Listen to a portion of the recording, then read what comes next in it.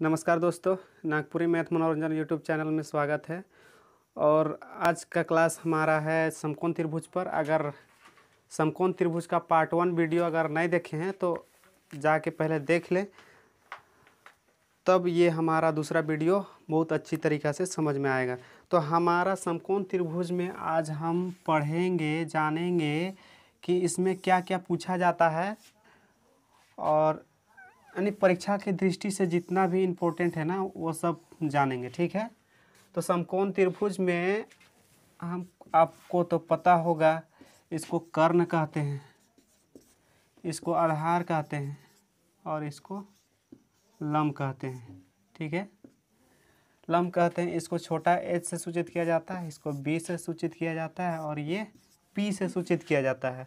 अब इसको पलट करके देखेंगे तो ये इसमें क्या परिवर्तन होगा। जो ये था मेरा नाम, यहाँ ए बी सी कहने का मतलब ये त्रिभुज को उलट देंगे तो हमारा जो आधार था वो लंब हो जाएगा और जो लंब था वो क्या हो जाएगा, आधार। और जो कर्ण है, कर्ण का कर्ण ही रहेगा। ठीक है।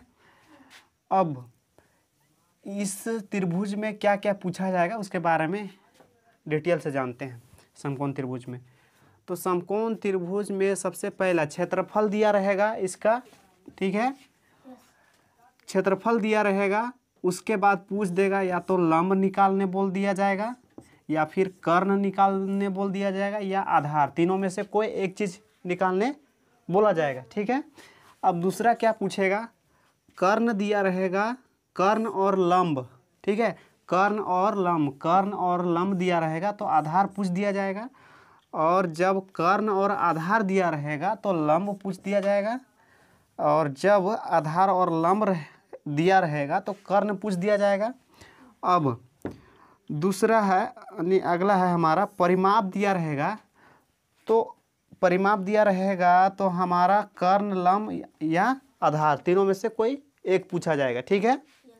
तो सबसे पहले जानते हैं समकोण त्रिभुज का क्षेत्रफल क्या होता है।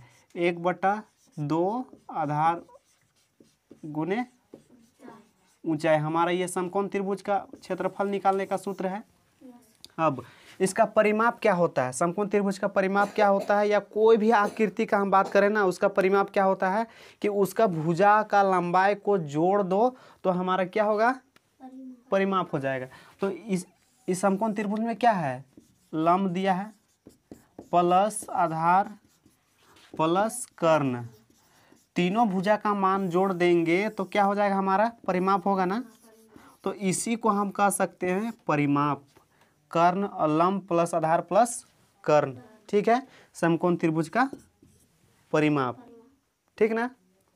या किसी भी त्रिभुज का हम कोई भी आकृति का परिमाप निकाल सकते हैं, चाहे वो कोई भी आकृति हो। ठीक है। जैसे मान लेते हैं ये है ना, ये है, इसका मान इसका इसका इसका इसका दिया रहेगा, एक एक, ये 2 है, ये 2 है, ये 4 है।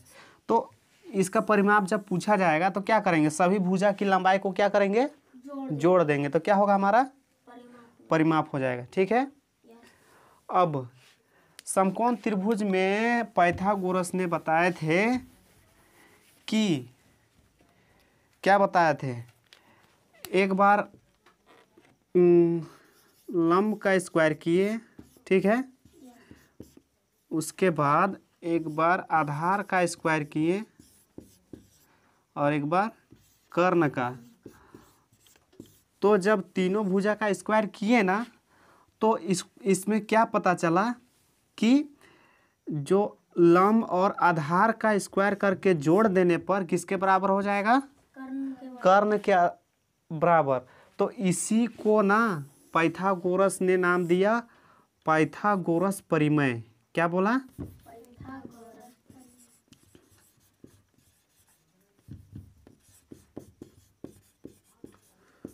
गोरस परिमेय, इसी को बोला गया है क्या, पाइथागोरस परिमेय। तो पूछा जाएगा पाइथागोरस परिमेय क्या है तो क्या बोलेंगे हम, पाइथागोरस परिमेय क्या है तो क्या बोलेंगे, कर्ण का स्क्वायर बराबर बाकी दो छोटी भुजाओं के वर्गों के योग के बराबर होता है। सीधा इसी को कहा गया है पाइथागोरस परिमेय। तो यहाँ पाइथागोरस वैज्ञानिक का नाम है। और प्रमेय का अर्थ होता है हमारा, ध्यान दो, प्रमेय का अर्थ क्या होता है? अर्थ होता है इसका कि नापने योग्य। ठीक है, नापने योग्य मतलब हम क्या बताया? नापने योग्य मतलब हम जिसको हम नाप सकते हैं। ठीक है, समझ में आया ना? अब जानेंगे कि ये जो भुजा है ना, ये तीन भुजा, तीनों भुजा का मान होगा वो किस टाइप का होगा। ठीक है, क्या है कि जो भी भुजा का मान होगा इसमें मेरा प्रूफ होना चाहिए। क्या होना चाहिए? प्रूफ होना चाहिए कि कर्ण का स्क्वायर और लंब का स्क्वायर करके, सॉरी, लंब का स्क्वायर और आधार का स्क्वायर करके जोड़ने पर कर्ण के स्क्वायर के बराबर आना चाहिए। ठीक है, तो इसका मान के बारे में जान। समकोण त्रिभुज की भुजा जो है उसका माप कितना कितना होता है। ठीक है, तो इस त्रिभुज में भुजा का माप निकालने के लिए ना दो तरीका से यहाँ पता चला है। ठीक है, एक सम संख्या रहेगा, सम संख्या से स्टार्ट होगा, और एक विषम संख्या। विषम दो संख्या तो दो प्रकार का ना होता है, सम संख्या और विषम। अब जानते हैं कि भुजा का माप कैसे कैसे निकाला जाता है। ठीक है, माप क्या क्या होता है। तो विषम संख्या से जब स्टार्ट होगा तो उसका सूत्र क्या है? x, x-1 बटा 2 और x + 1 बटा 2। तो x का मान हमेशा क्या रखना है? 3 या 3 से बड़ा। ठीक है, तो इसमें निकल जाएगा। ऐसे अगर हम निकालेंगे तो इसमें 3 रखेंगे तो 3 होगा। अब इसमें 3 - 1 करेंगे तो इसमें 2 बचेगा ना, सॉरी, हाँ 3 माइनस, ओह स्क्वायर रे, सॉरी भूल गए थे। ठीक है, यहाँ स्क्वायर होगा, हाँ कि सीधे सीधे नहीं होगा। भुजा का माप निकालने के लिए ये मेरा सूत्र है। तो ये x हो गया। अब यहाँ x का स्क्वायर करेंगे तो कितना होगा? x मतलब 3 मान रख रहे हैं ना, तो 3 का 9 होगा। 9 में 1 घटाएंगे तो 8 बचेगा। 8 को 2 से काटेंगे तो कितना? 4 होगा ना। उसी प्रकार मेरा इसमें है, 3 का स्क्वायर करेंगे तो 9, 9 में 1 जोड़ेंगे तो 10, 10 को 2 से काटेंगे तो 5 होगा ना। अब अगला विषम संख्या निकालने के लिए क्या होगा? 5 से ना, यहाँ 5 रखेंगे। ठीक है, इसमें 5 का स्क्वायर 25, 25 में 1 घटाएंगे तो 24, 24 को 2 से काटेंगे तो कितना होगा? 12 होगा ना। फिर इसमें 5 का स्क्वायर करेंगे तो 25, 25 में 1 जोड़ेंगे तो 26, 26 को 2 से भाग देंगे तो कितना होगा? 13 होगा ना। ये विषम संख्या के लिए, हाँ कि। अब इसी तरह ना यहाँ ध्यान दो सब में कि क्या है, इसको 2 गुना कर देने से, ऐसा भी करने से आता है, या फिर विषम संख्या को ना ऐसे हम कर सकते हैं। इसको सबको 2 गुना करते जाओ। ठीक है, 2 गुना करते जाएंगे तो कैसे निकलेगा? ध्यान दो, 2 गुना करते जाएंगे इसमें तो क्या होगा? 2 तिया 6, 2 चौके 8, 2 पचे 10। ठीक है, उसी प्रकार ये दूसरा हो गया। अब 3 से गुना करेंगे। ठीक है, 3 तिया 9, 3 चौके 12 और 3 पचे 15। ये सब भुजा है किसका? समकोण त्रिभुज का। अब प्रूफ करते हैं किस में? इसमें ना h² बराबर p² प्लस b², यही ना था मेरा पाइथागोरस ने यही बताया है। तो सबसे बड़ा भुजा कौन है? 5 है, तो 5 का स्क्वायर 25, p मेरा क्या बोलते हैं 4 ले लेते हैं, और ये b ले लेते हैं 3। ठीक है, तो 4 का स्क्वायर 16 प्लस b का स्क्वायर, यानी कि 3, b कौन होगा? 3 ना, तो 3 का स्क्वायर 9, तो ये 25 बराबर, इसको जोड़ देंगे तो कितना होगा? 25। तो पाइथागोरस यही ने बताए थे कि कर्ण का स्क्वायर करेंगे और बाकी 2 छोटे भुजा का स्क्वायर करके जोड़ेंगे तो कर्ण के बराबर होगा ना। तो इससे प्रूफ हो गया। ठीक है, उसके बाद ई वाला से करेंगे तो सबसे बड़ा भुजा 10 है ना, 10 का स्क्वायर करेंगे तो 100 होगा ना। और पी हम मान लेते हैं 8, 8 का स्क्वायर करेंगे तो 64, कितना होगा? 64 होगा ना। प्लस बी मेरा 6 है, 6 का स्क्वायर करेंगे तो कितना होगा? 36।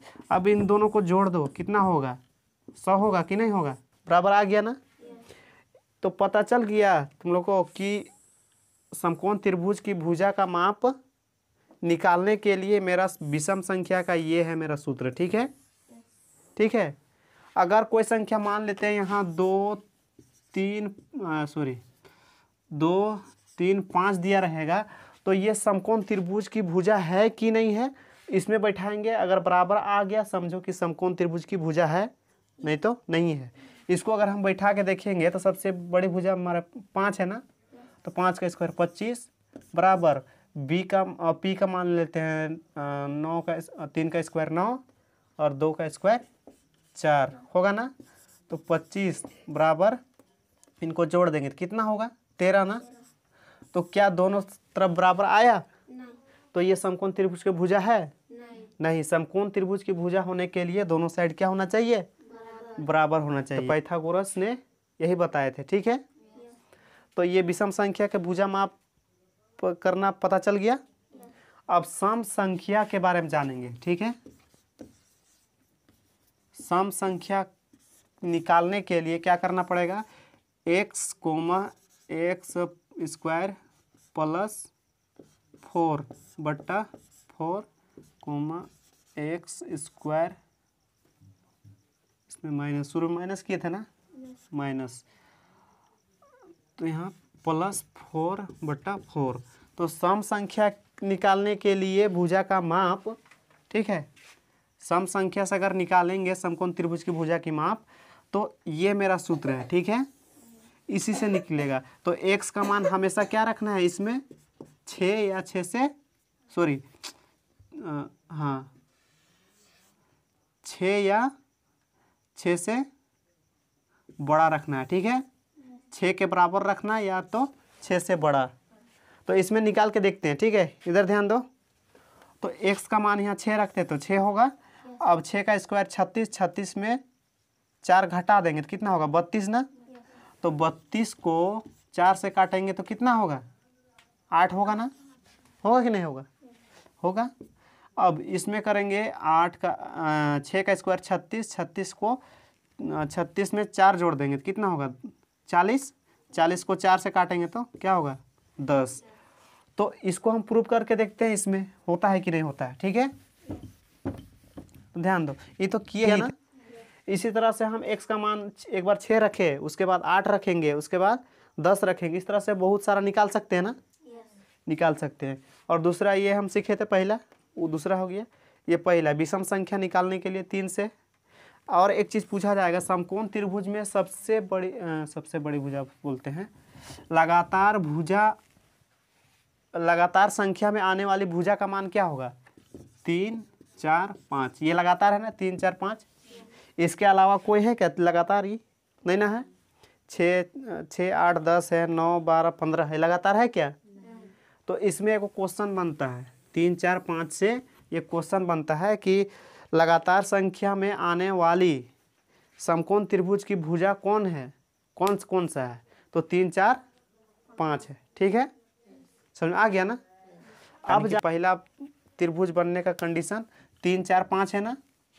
तो मान लेते हैं इसको गायब कर दिया, इसको पूछा है तो कैसे बनाएंगे? तो मेरा तो यही ना सूत्र दिए, ये दिए थे ना, तो इसी में बैठाएंगे ना तो एक आ जाएगा, ठीक है। इसके अलावा कुछ है क्या निकालने का तरीका? नहीं ना। तो h नहीं दिया हुआ है तो h यहाँ रहने दो, ठीक है। अब p दिया हुआ है, p ये 4 है ना, तो 4 का स्क्वायर कितना होता है? 16 प्लस b दिया हुआ है कितना? 3, 3 का कितना होगा? 9 होगा ना। अब h स्क्वायर यहाँ रहने दो बराबर, इन दोनों को जोड़ देंगे तो कितना होगा? 25 होगा ना। अब ये जो स्क्वायर है बराबर का उस साइड ले जाएंगे तो क्या में परिवर्तन होगा? रूट में। क्या में? ये मेरा रूट हो गया। तो अब 25 का ये रूट, यानी कि इसको हिंदी में क्या कहते हैं? वर्गमूल कहते हैं ना। तो 25 का वर्गमूल क्या हो जाता है? 5 होता है ना। होता है कि नहीं होता है? 5 सेंटीमीटर, ठीक है। ये अगर सेंटीमीटर में है तो ये भी सेंटीमीटर, तो ये मेरा क्या आ गया? 5 सेंटीमीटर। तो ये निकालना आसान है ना। तो तीनों में से किसी एक भुजा पूछ दिया जाए ना तो इसी में बैठा देना है डायरेक्ट, ठीक है। तो हमारा आ जाएगा उसका मान निकल करके, ठीक है। और हम जान गए कि सम संख्या से जब भुजा का माप होगा तो कितना कितना होगा, और विषम संख्या से होगा तो कितना कितना का होगा। समझ में आ गया ना।